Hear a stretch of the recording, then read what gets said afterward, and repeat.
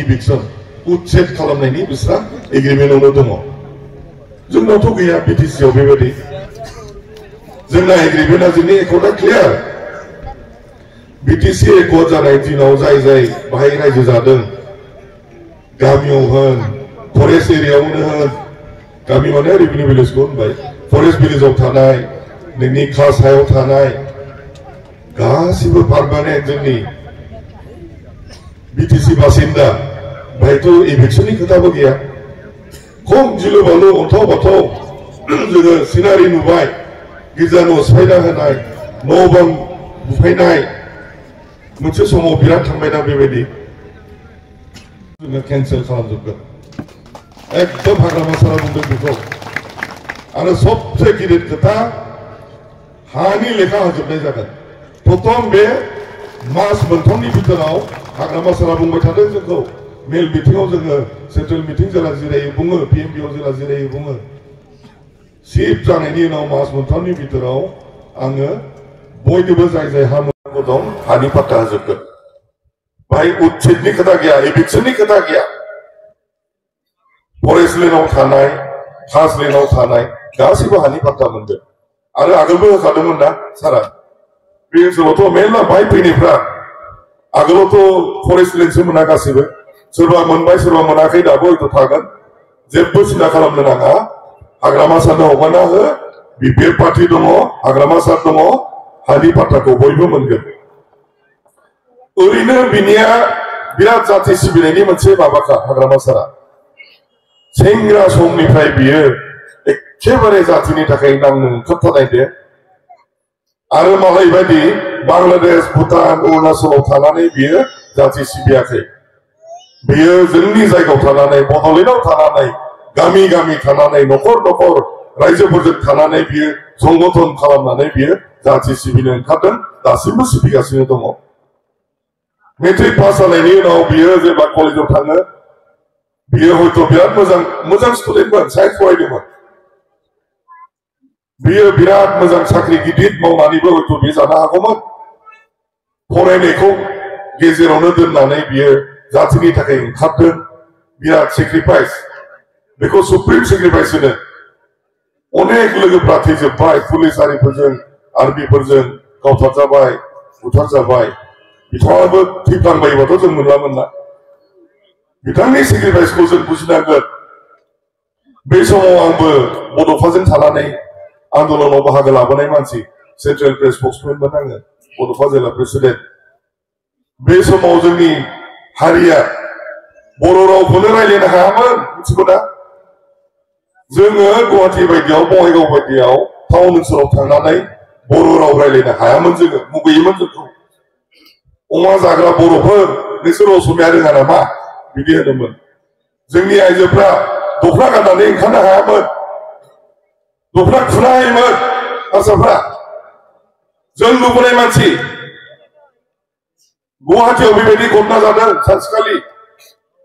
आङो अफिसाव दङमोन सानावनो घटना खालामबायना जोङो बाजै बाजै होनो सासे आदानि बिसि बिराद मोजां फेमिलि बे बाजैया बाजाराव फैदोंमोन उजान बाजारनिफ्राय जेला बाजार लाना ओंखारो एखेबारे लंथं खालामदों दखना खुनानै हारसाफ्रा मिथिगौ जोङो बिराद खस्थ' मोनदों खबरा खबरि जाबाय हाबाब माब्रै जाबावनो जोङो खिन्थु मा मावनांगौ मावफैदों दे बेनि थाखाय इसोराबो हयथ' निमाहा होगोन जोंखौ जों मा पानिशमेन्ट होनांगौ होदों दिहुनथारनानै इसोराबो निस्सय क्षमा खालामदों जों जातिनि थाखाय गाबखांनानै जों बेफोरखौ खालामदों बे समाव गाबखाग्राया मात्र हाग्रामा दै जोङो हाग्रामानि मानसि बै समावबो जोङो जातिनि अलखदाव जोङो जेब्लायबो गसंबोदों दिनैसिमबो गसंदों जोङो हाग्रामाखौ गारनो नाङा रावबो हाग्रामाजों थाफाथारनांगौ बुजिबाय जोंनि आइजोफ्रा बेसेबां रेप खालामजादों गोसोआव दंना दानिफ्राय मिथिनाय नङा हरसेयावनो 14 जन जोंनि माइनर गथ'फोरखौ रेप खालामदों बुखायाव जों माबोरै मावनोलै देलाय 14 जन नाबालिका जोंनि गथ'फोर 12 बोसोरिया 14 बोसोरिया आसाम पुलिस टास्क फर्सआ रेप खालामदों बिनिफ्रायसोना जोंनि जातिनि थाखाय कनसार्न जोङो रासिननिफ्राय रासिन जालांबाय सिगाङावथ' जोंना डिमान्डफ्रा माथोमोन स्कुल नांगौ कलेज नांगौ माबा एग्रिकालचार फेसिलिटि नांगौ इरिगेसन नांगौ बेबायदि 92टा जोंना पइन्ट डिमान्ड दंमोन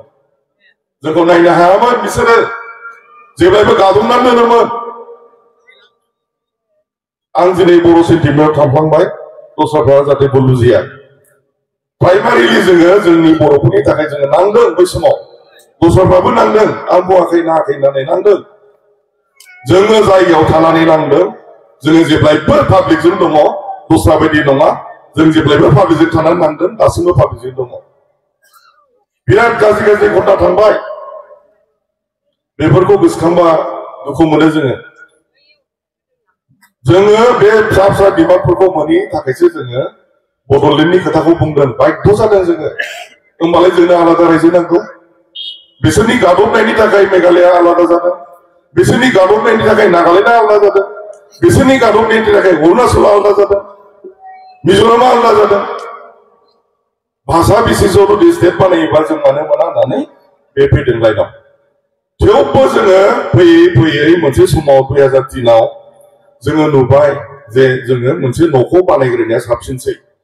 माने मोनसे न' बानायनांगौबा जोङो खुन्थियाखौ गायसनग्रोनांगोन खुन्थिया खाम्फा बेखौ जों बानायग्रोनांगोन बेखौ सिन्था खालामनानै जोङो बिटिसिखौ एकर्ड खालामग्रोदों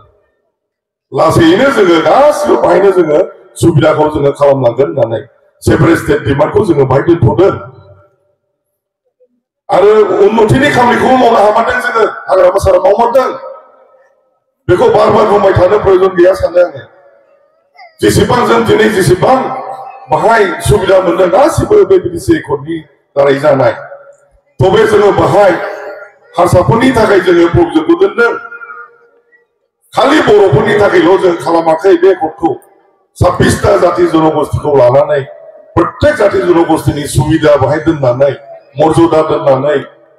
जोङो बिटिसि एकर्डखौ बानायदों बे बिटिसि एकर्डआनो जोंनि बिराद माने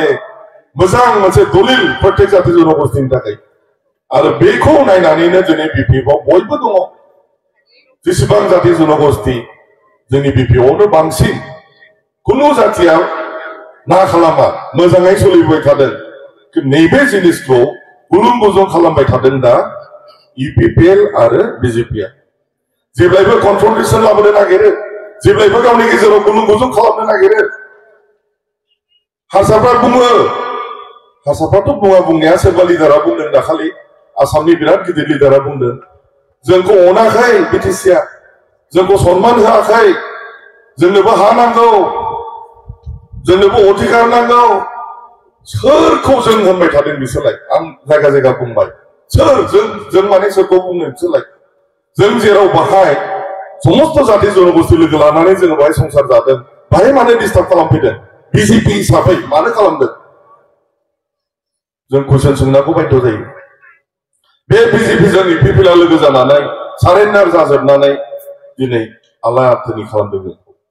2020आव जोङो जेनाखैमोन 17थामोन जोंना 21थाल' नांगौमोन सरकार गठन खालामनो इउपिपिएलआलाय खयथा मोनदों 11थाल'सो मोनदों बिसोरो 12था मोनदों 11 जन मानसि बिजेपिआ 9था मोनदों जोंसो सरकार बानायनांगौमोन पाब्लिकआ मेजरिटि हिसाबै जोंजोंनो दङ पाब्लिकआ बिपिएफखौनो अनदों बिपिएफनोनो भट होदों खिन्थु जोंखौ सरकार बानायनो सुजुग होआखै 2020आव बिसोरो हरजों हर सिखाव बायदि सरकार गठन खालामदों आरो खोमा खेबनानै बिसोरो फिदिंजायो दा दिसपुरा जा बुङो बेखौनो मानियो गासिबो दिसपुरनि खोथा मथे सोलियो जायनि थाखाय जोङो बन्चित जागासिनो दङ साख्रि बाख्रि जेसेबां स्किम जोङो बन्चित जागासिनो दङ एबार जोङो गोख्रों भाबै जोङो थांगासिनो दङ रौता उदालगुरिनिफ्राय गसाइगावसिम श्रीरामपुरसिम जोंनि सक्तियानो बिराद गिदिर सक्ति जानानै दं दा 21थाल' नङा जोङो 26-25थाखौ मोनगोन सोरबा जुदि नांगोलाव गैयाबा उनाव पस्तायगोन खिन्थु आं वार्निं होआखै आं नंगौ खोथाखौ नुहुरबाय जोङो नुहुरजोबखानायखा नांगौआव थायालासिनो जुदि दस्रा पार्टियाव थायोबा जिकुनु पार्टी कांग्रेस होन बिजेपि होन इउपिपिएल होन माबा भटार्स पार्टीनो माबानो लाब गैया नांगौ खालि बिपिएफ बा एबसुलुट मेजरिटी मोनगोन एबा रायजोफ्रा नंथारनांगौ बिपिएफ जोंनो दङ जायनि थाखाय दैनन दिन नुबाय थादोंना बेसेबां जयनिं जायो जेराव थां बाहायनो जयनिं जिखुनु लेभेलाव प्राइमारि लेभेल होन ब्लक लेभेल होन सेन्ट्रेल लेभेल होन जयनिंनिफ्राव जयनिं जागासिनो जयनिंनिफ्राव जयनिं जोंहा बिराद गुरु दायित्व दङ दा ट्राइबेल बेलेन्स ब्लक बियो 6 शेड्यूलाव बानायनाय नैबे जोंनि हालामा बिटिसिआ कन्स्टिटिउसन एमेन्ड खालामनानै 6 शेड्यूल एमेन्ड खालामनानै जोंनो बे बिटिसिखौ होदों किन्तु जोङो बयनिबो समान अधिकार होदों नियम मथे 100% जोंनि जानांगौमोन 40टा सीटआव जोंना 30टा जों लादों मात्र 40टाबो जानांगौमोन किन्तु हाग्रामा सार बुंदों नङा जोङो नन बर'फोरनोबो जोङो सुबिदाखौ होनांगोन जायनि थाखाय 30टा लाखिदों मोनबा जेनेरेल रिजार्भ होदों मोनबा अपेन खालामदों 6टा नमिनेटेड मेम्बार्स बिराद मोजां मोनसे एकर्ड मिथिबाय किन्तु दा गेजेर गेजेर खोथा ओंखारदों सोरबा बुंनो सानो ट्राइबेलफ्रा बाहाय ट्राइबेल बेलेन्स ब्लकबो आइन दङ 6 शेड्यूलबो आइन दङ बाहाय मोनसेल' जानांगौ होननानै जों मानिया दे बेखौ बेयो कन्स्टिटिउसननि बाथ्रा जों बानायनाय नङा ट्राइबेल बेलेन्स ब्लकआबो थागोन 6 शेड्यूल प्रोविजनाबो थागोन प्राइमारिलि बेसिकलि बेयो हालामा ट्राइबेलफोरनिखा बाहाय जोंहा हा हुनि रैखाथि जोंनि लेंगुवेजनि रैखाथि जोंनि कालचारनि रैखाथि गासिबो बाहाय मेनटेन जानांगोन जों मोनजोबनांगोन बेखौ जिंगा सिनो नाङा रावाथ' राव हाग्रामा सारानो 8 शेड्यूलाव सोखाबाय जोंनि बर' रावा गोथां राव दा थैला बियो बर' रावा मिथिबाय दा फैदिनि जोंनो मा जोङो खालि बिपिएफआव भट होनानै जोङो रायजो जानानै जुदि जोङो सुबिदाफोरबो मोनाबा बेबोथ' जानाय नङाना आं माबा मोनसे दुल खालामदों दोलो खालामदों बिपिएफ खालामदों माबा मोनसेथ' सुबिदा नुहोनांगोन आङो बेखौ रायलायनो हाग्रामा सारनि समाव आगोलाव मिनिमाम खमसे खम सुबिदाखौ होदोंमोन दे नखर नखर खुन्दुं राननाय साथा राननाय कम्बल राननाय मुस्रि राननाय माबा राननाय गोसोखांलाय नंगौना नङामोन देलाय नैबे सरकाराव माबा मोनदों सोरबा नैबे बोसोरबायाव जेबो गैया जेबो गैया होआखै बिसोरो खालि गावनि उदैखौल' फेदेरदों दे आदा दसे गावसोरनि उदैखौल' फेदेरदों बिसोरो जेबो सुबिदा होआखै एबार जोंना पलिसिया मा जौगाथिनाय खामानिखौथ' मावखाजोब्बाय स्कुल कलेज इउनिभार्सिटि बेफोरथ' जों खालायजोबखाबाय लामा इत्यादि जोङो खालामजोब्बाय बबे मेन लामाखौ गारनानै बे गामि सिं सिंनि लामाफोर बेफोर लामाफ्रा जाजोबगोन आं दिनै खोथा होलांनो हायो बाहाय खोथा होलांगोन आं जोंनि केन्डिडेटआनो जा बा नोंसिनि केन्डिडेटआनो चिरां दराव जोंनि हाग्रामा सारा गेलेगोन मिथिखागौ दा हाग्रामा सारानो गेलेगोन बाहाय जोङो ज'यैनो खामानि मावगोन गामि सिं सिं जेसेबां लामा बानायनांगौ बानायजोबगोन दे स्कुल आदि गासिबो जोङो फोथांगोन सरकारि खालामगोन साख्रि बाख्रि होनायनि जोंना जिथु बेबस्था थानांगौ सेन्ट्रेल सिलेक्शन बर्ड बेखौ जोङो फोथांफिनगोन सेन्ट्रेल सिलेक्शन बर्डनि दाराय जोङो मिनिमाम 40% रिजार्वेशन लाखिगोन जोङो बिटिसि बासिनि थाखाय बाखि उनाव बाहेरानि बेखौ जों खालामथारगोन हानि पाट्टा दहाय बुंबाय बेखौ होगोन जेरै जाय मोननांगौ मोनजोबगोन मोनसेया जाहैबाय जाय लेखा गोरों जोंनि जोहोलाव सिख्लाफोर साख्रि मोनाखै बिसोरनि थांनानै थानायनि थाखाय प्रत्येक बोसोराव 100 कोटि बाहायनाय जागोन हाग्रामा सारा कमिटमेन्ट होखाबाय बे गेरेन्टिड स्किम बियो 100 कोटि एडुकेटेड एन्ड आनएमप्लयड इउथ होनो बिसोरनि थाखाय आइजोफोरनि थाखाय सेल्फ हेल्प ग्रुप प्रमोशन दस्रा एक्टिभिटिसनि थाखाय प्रत्येक बोसोराव 40 कोटि होनाय जागोन 40 कोटि बोराय बेन्थु सिनियर सिटिजेन जायखौ होनो बहुत सुबिदा असुबिदा जायो बिथांमोनखौ जोथोन लानायनि थाखाय प्रत्येक बोसोराव 10 कोटि बाहायनाय जागोन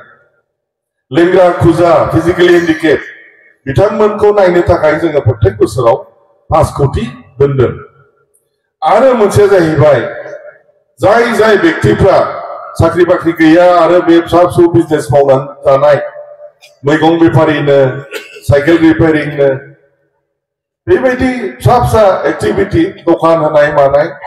बेनि थाखाय बोसोराव 50 कोटि जोङो थिक खालामदों बे फैसाफ्रा रिटार्न होनाङा आरो बेफोरखौ बासिगोन प्राइमारियाव दे सोरबा सेन्ट्रेल लिडारा गोजौनिफ्राय बुंनाय नङा अमुकनो हो थुमुकनो हो होननानै गोसोआव ला गासिबो बेखौ दिहुनगोन सोरनो होनांगौ होनाङा प्राइमारि कमिटिफ्रा